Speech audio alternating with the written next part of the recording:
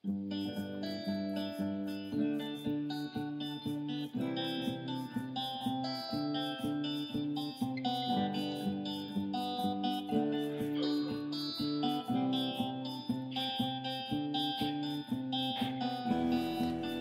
saya ketika berkarya seni rupa, berkarya rupa gitu, itu selalu kebawa dalam pola-pola kerja desain. Kerja desain itu selalu yang harus menemukan solusi, atau kemudian kerja desain itu harus selalu berdasarkan dengan riset. Jadi ketika berkarya rupa di wilayah yang lain gitu, melukis atau bikin karya dengan medium-medium yang tidak awam seperti halnya di desain gitu, saya akhirnya kebawa untuk selalu melakukan riset dulu, mempelajari permasalahan, terus kemudian mencari data atas itu, terus kemudian membawanya ke premis-premis solusi.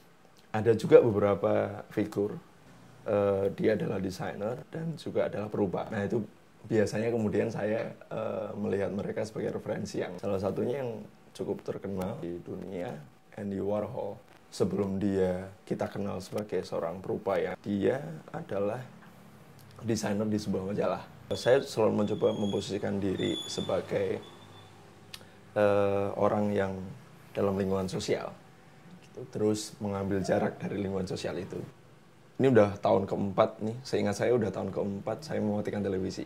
Sangat banyak terpengaruhi oleh berita-berita yang ternyata selama 4 tahun nggak nonton TV itu saya baik-baik aja gitu.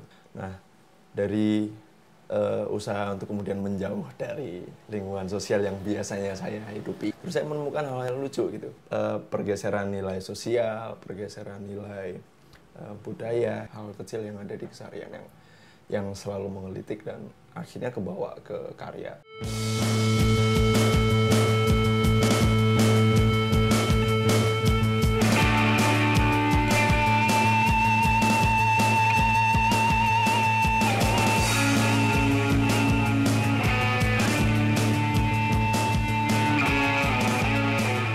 Kejadian sampai kemudian ketika sekarang berkarya itu, apa yang saya lakukan di musik itu mempengaruhi karya seni rupanya gitu.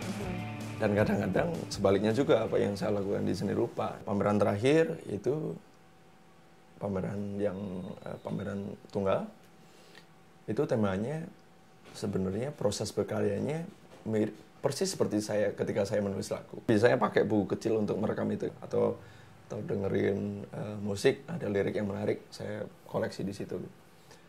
Nah biasanya ketika membuat lagu, rekaman-rekaman teks ini kemudian menjadi lirik, saya olah lagi. Nah di pameran yang terakhir itu saya mengolah rekaman teks itu menjadi karya rupa. Awalnya itu saya mengalami proses berkarya rupa yang saya pikir menyusahkan. Ternyata ketika kemudian saya berproses lagi, kok mungkin saya yang salah ya ketika misalnya berkarya gitu. Ternyata di model-model saya berkarya sebelumnya, saya kurang menikmati berkarya gitu. Di pameran yang kemarin itu kemudian saya hanya menghadapi media, terus dengan alat yang saya punya, anything yang saya bisa dapati di sekitaran gitu. Saya rasanya tumpah aja ketika berkarya itu, ya enak gitu, yang rasanya membahagiakan gitu.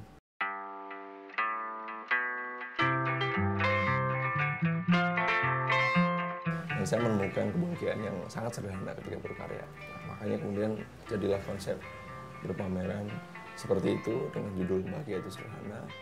Tidak ada tekanan apapun untuk membahagiakan saya.